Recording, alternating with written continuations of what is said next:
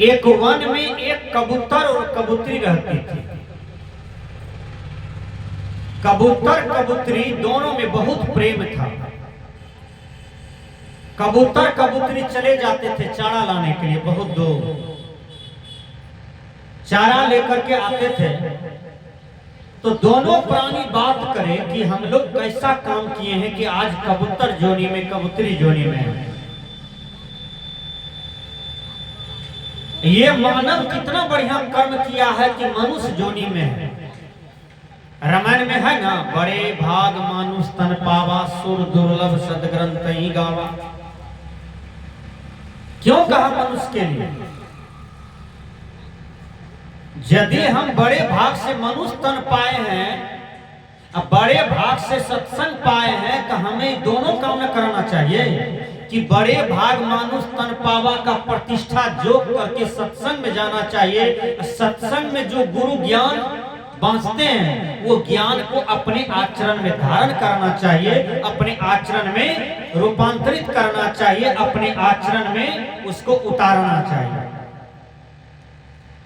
कबूतरी कहती है कि हे पतिदेव, सो नहीं हम लोग कबूतर जोड़ी में हैं, लेकिन राम का स्मरण कीजिए, राम का भजन कीजिए।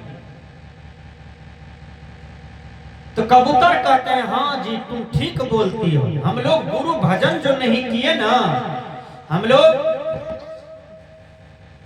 साधना ध्यान जो नहीं किए ना, इसलिए हम लोग 84 लाख जोनी में भटक गए।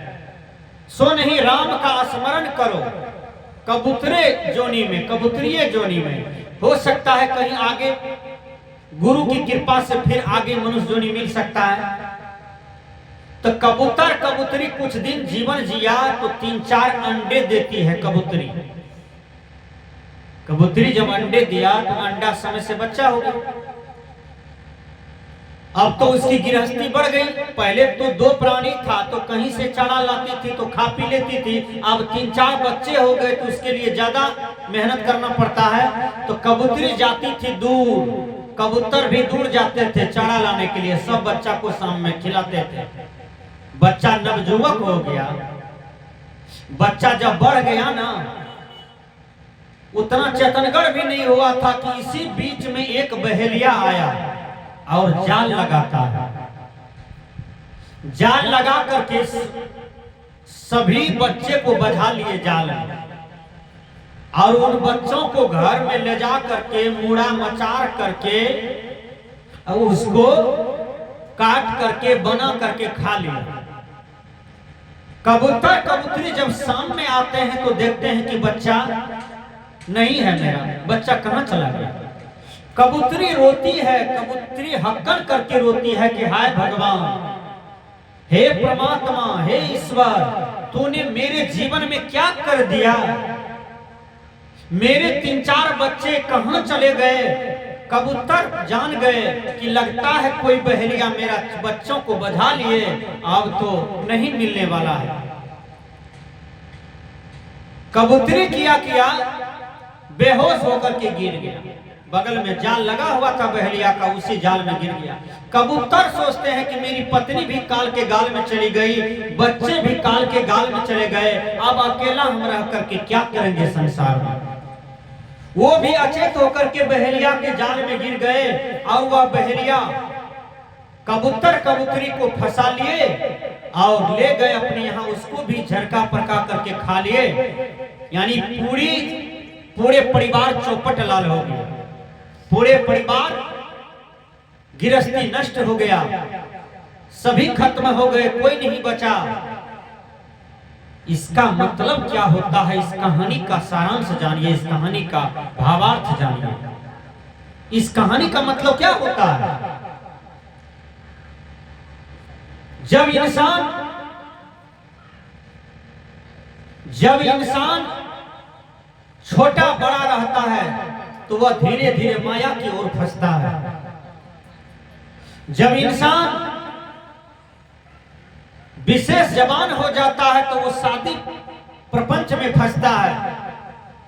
फिर दोनों मियां बीवी से कुछ बाल बच्चे होते हैं, और उनमें जब दुख दोष आता है तो फिर उन्हीं के मोह में ग्रसित होकर के तरफ तरफ करके चले जाते हैं संसार से। संसार में सबसे बड़ा दुख है मोह। समझ में आ गया ना, मोह और ममता। ये दो दुख जो है जीव को सता रहा है, जीव को ग्रसित कर रहा है, मोह और ममता।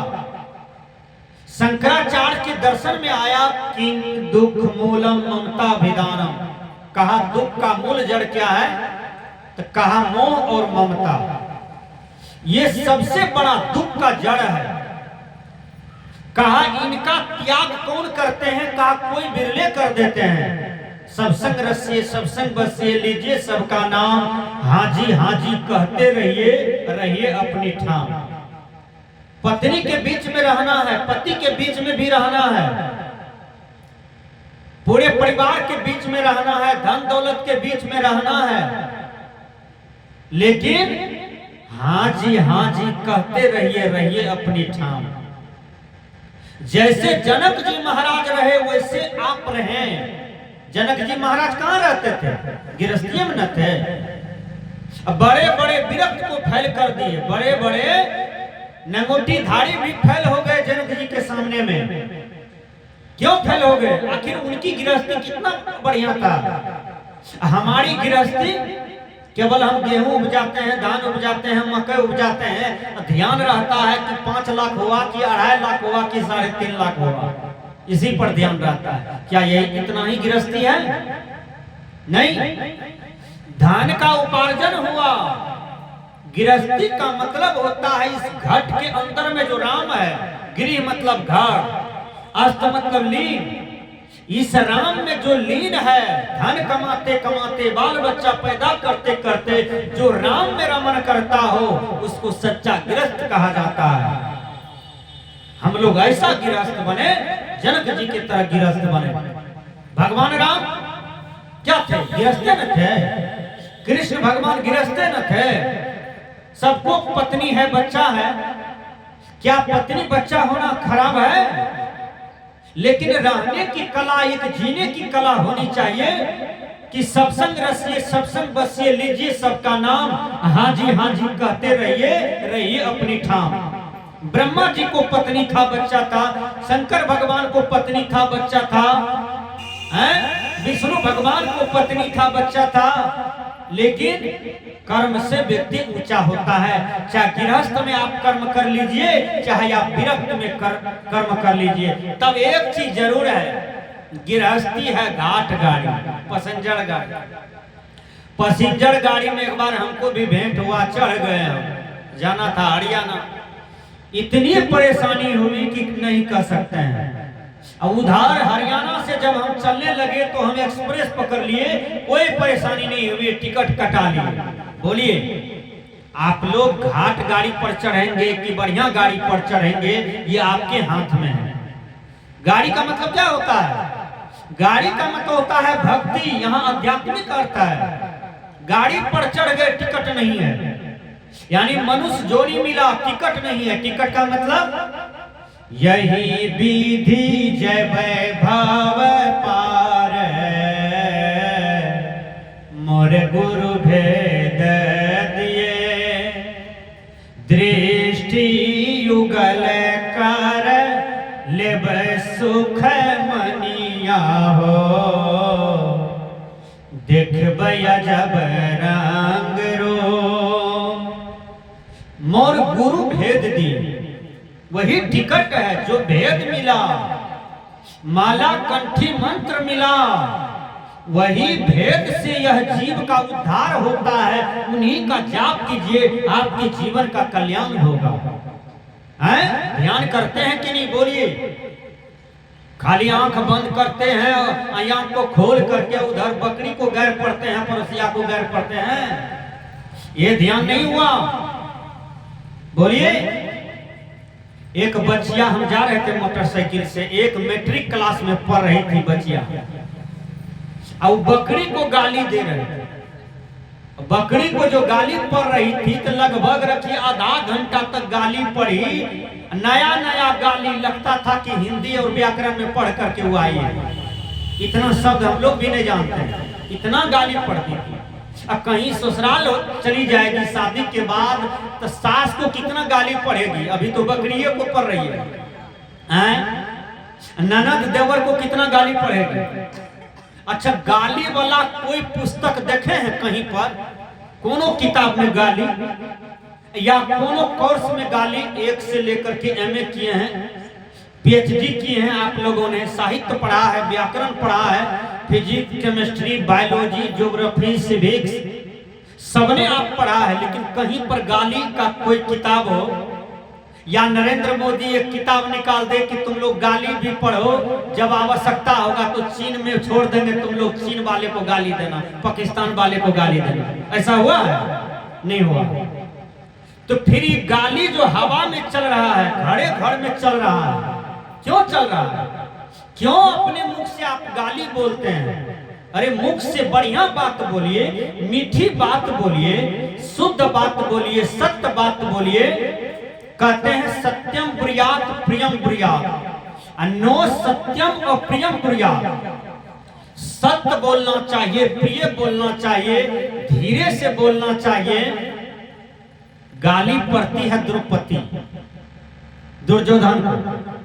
दुर्योधन जा रहे थे उन्हीं के यहाँ यज्ञ था, जैसे हमारे वीरेंद्र बाबू के यहाँ यज्ञ है। आज हम लोग बाहर से आए हैं, आप लोग भी आए हैं, समाज के सभी माता बहन भाई सब हैं। इसी प्रकार युधिष्ठिर महाराज जी के यहाँ राष्ट्रीय यज्ञ था। दुर्योधन जी जाते हैं, जाने का दो मार्ग था। एक रास्ता था जहां पर रास्ता सूखा था, एक रास्ता था जहां पर रास्ता गीला था। जाना था कहां? जहां पर विशिष्ट लोग बैठे हुए थे। तो जो रास्ता गीला था उसको सूखा दिखाई पड़ता था, और जो रास्ता सूखा था वहां गीला था। दुर्योधन को समझ में नहीं आया कि कौन देखे जाऊं। सोचा सूखा रास्ता है, यही देखे चले जाते हैं। वो देखे गया, हड़मड़ा कर पानी में गिरा दुर्योधन। द्रौपदी 2 मंजिला पर थी। द्रौपदी कहती है आखिर अंधा का बेटा अंधे होता है। देखिए शब्द कितना गड़बड़ है। अंधा का बेटा अंधा होता है? नहीं होता है। हम देखे हैं लेला, बोका, बहरा, पन्हा, कुतरा का बाल बच्चा राम लक्ष्मण जैसा सुंदर रहता है, और वो सुंदर बढ़िया ज्ञान बुद्धि का, और वो रूपगर होता है। हम देखे हैं कई जगह। विचार कीजिए। द्रौपदी कहती है आखिर अंधरा का बेटा अंधे होता है। दुर्योधन सुन लिया। दुर्योधन कहते हैं ओ अभी तो हम तुम्हारे यहाँ हैं, अभी तो कुछ नहीं बोलेंगे, चलो बदला तो जरूर लेंगे। एक गाली द्रौपदी का जहर के तरह काम कर गया। अब दुर्योधन के मन में हमेशा ईर्ष्या हो गया। आखिर दिया है तब तो हमको गाली पड़ दिया। अब यही बात मामा शकुनी को सुना दिया, अपना माँ को सुना दिया, अपना राजा को सुना दिया, अपना भाई को सुना दिया। अब बदला लेने की फिक्र में चल रहा है। भजन में आया जेकर बोली खराब वकर होनी खराब। जिस आदमी का बोली खराब होता है उसका होनी खराब होता है। कोयल जब बोलती है तो सबको प्रिय लगता है, और कौवा जब बोलते हैं तो सबको अप्रिय लगता है। लोग ईटा से गिट्टी से मारते हैं कौवा को, भगाओ भगाओ। हर आदमी को शब्द को संभल करके, नाप करके, तौल करके बोलना चाहिए। सजना, महाभारत होता है, महाभारत में लाखों करोड़ों महिला विधवा हो गई, कितने अनाथ हो गए, निपुत्र हो गए, चारों तरफ खून की नदी बह गया। केवल द्रौपदी सुलगा दिया महाभारत को। एक बोली खराब हुआ था तो रिजल्ट कहां चला गया। आज भी देखिए, बोलिए गड़बड़ है तो गोतनी में बनाव नहीं होता है, बोलिए गड़बड़ है तो भाई भाई में खिचड़ी पका रहा है, बोलिए गड़बड़ है तो भाई भाई को नहीं टोकते हैं, पड़ोसी पड़ोसी को नहीं टोकते हैं। बोली गड़बड़ है तो माँ बेटा को नहीं टोकते हैं, बेटा माँ को नहीं टोकते हैं। बोली गड़बड़ है तो सास बहू को नहीं टोकती है, बहू सास को नहीं टोकती है। कबीर साहब ने कहा मधुर वचन है औषधि, कटुक वचन है तीर। कहते हैं कटुक वचन तीर के समान लगता है, और मधुर वचन जो है वो औषधि की तरह काम करता है। अच्छा बोलिए, परमात्मा कितना बढ़िया आवाज दिया है मनुष्य को, दिया है ना। ये मनुष्य का आवाज कितना सुंदर लगता है। और इसको यदि हम सुंदरता में यूज करें तब कितना बढ़िया लगेगा। भजन में आया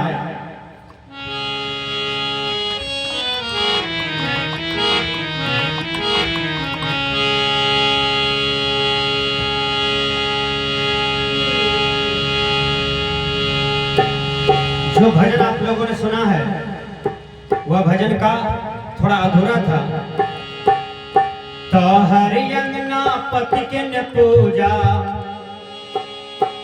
तो हरि अंगना पति के न पूजा, पति को ईश्वर है, पति को ईश्वर है।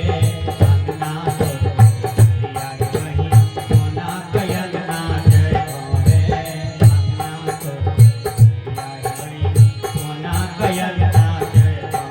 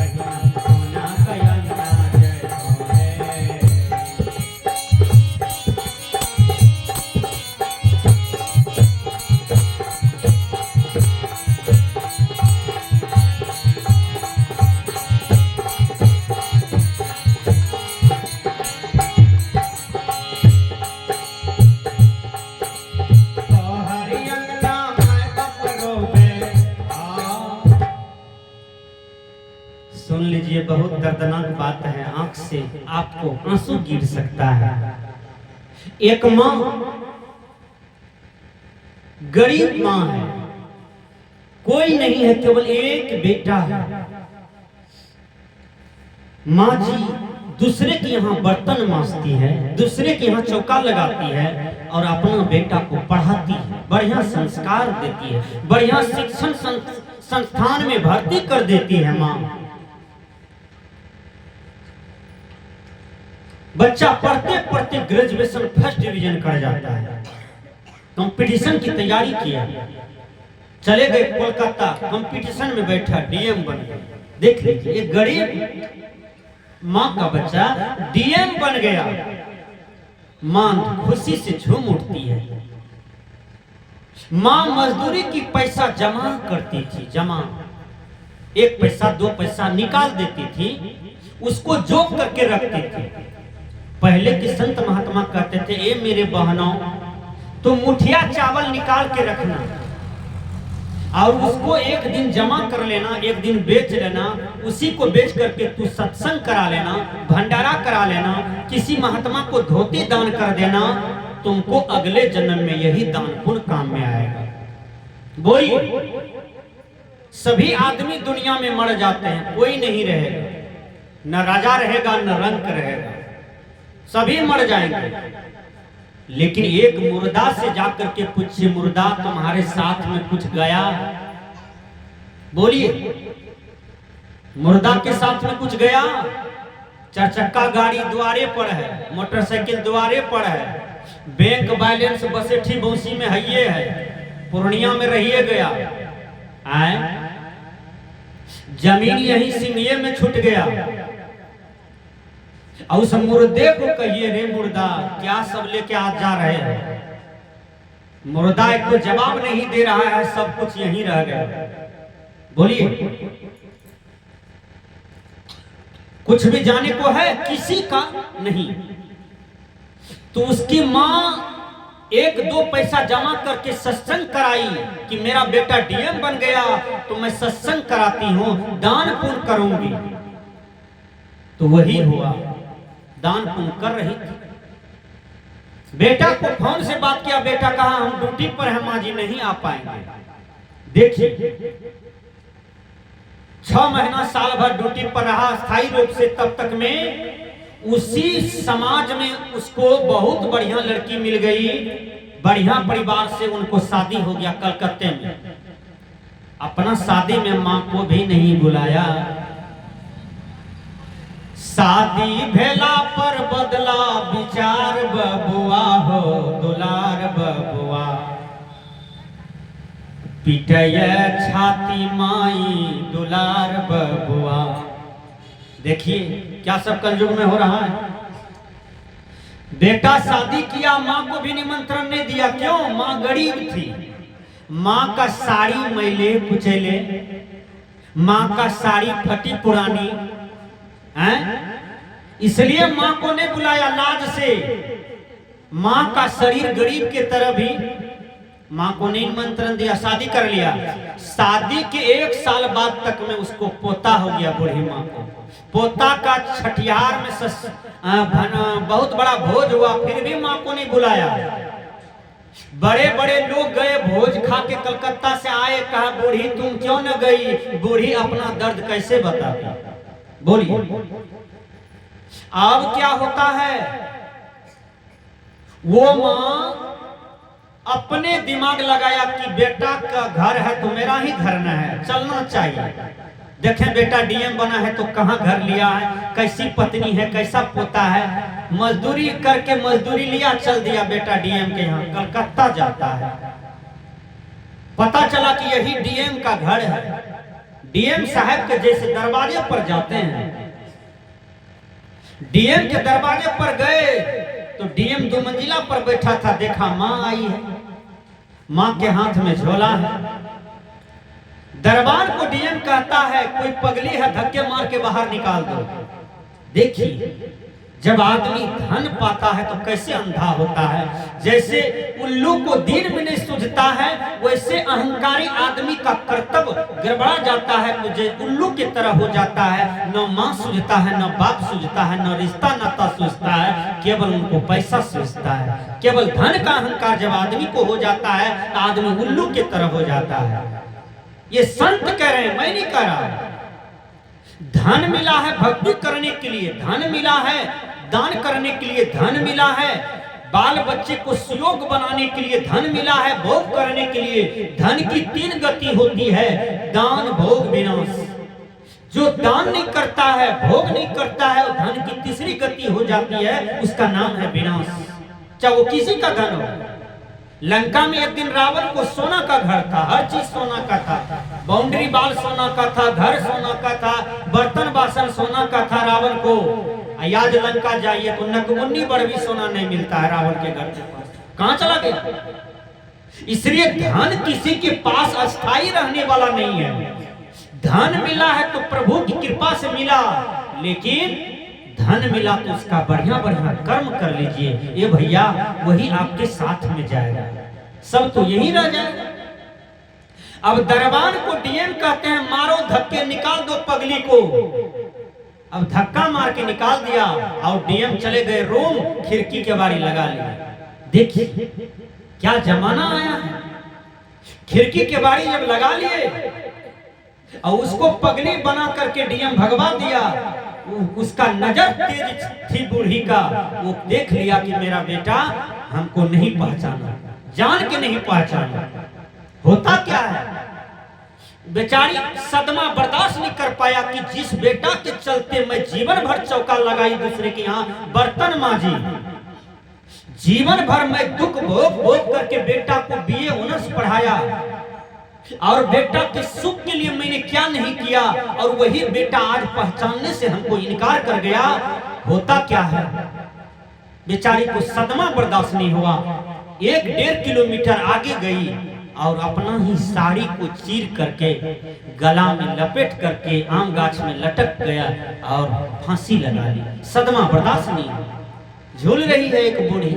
मीडिया वाले आए, समाज आए, देखा कहां का है, कौन क्या है नहीं है, लेकिन पता चलते चलते पता चला कि ये डीएम की मां है। देखिए डीएम की मां पता चला, मीडिया तो और उछाल दिया, मीडिया किसे उछाल दिया। अब क्या होता है, उसकी पुतहू को पता चल गई कि मेरी सास है।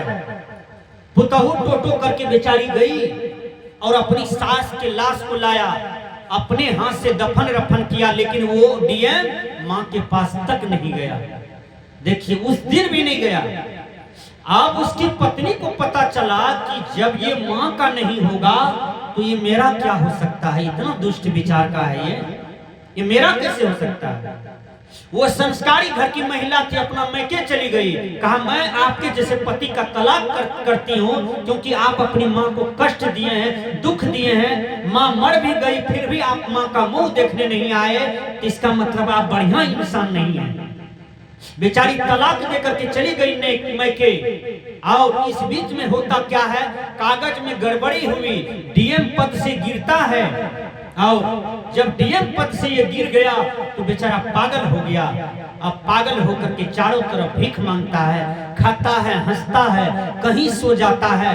पागल होते होते एक दिन मर गया। ये माँ बाप का श्राप है। जिस आंगन में माँ रोती है, जिस आंगन में बाप रोते हैं, उस आंगन में तीर्थ नहीं हो रहा है। दुनिया में सबसे उत्तम पूजा है जो माँ को प्रणाम करके आगे बढ़ रहा है, जो पिता को प्रणाम करके आगे बढ़ रहा है, समझिए उसकी भक्ति हो रही है। ये दिखावा भक्ति मत कीजिए। और जो गुरु के ज्ञान को पालन कर रहा है, दुनिया में उत्तम भक्ति वो कर रहा है। लेकिन भगवान राम जब सुबह जागते हैं तो पहले माँ बाप को प्रणाम करते हैं, माँ बाप को आदर देते हैं। प्रातः काल उठ के रघुनाथा, माता पिता गुरु ना वही माता। बोलिए हिंदू भाई, ये आप ही का ग्रंथ न बता रहा है। कलयुगिया छोड़ा सब क्या कर दिया इसको। प्रातः काल उठ के रघुनाथा, माय बाप कहते हैं दो चार गड़ा था। कोई नहीं मिले तो मैं ये बात पर मार हिंदी सू। ये कलयुग में हो रहा है, ऐसा नहीं होना चाहिए। माँ बाप देवी देवता है, माँ बाप भगवान भगवती है।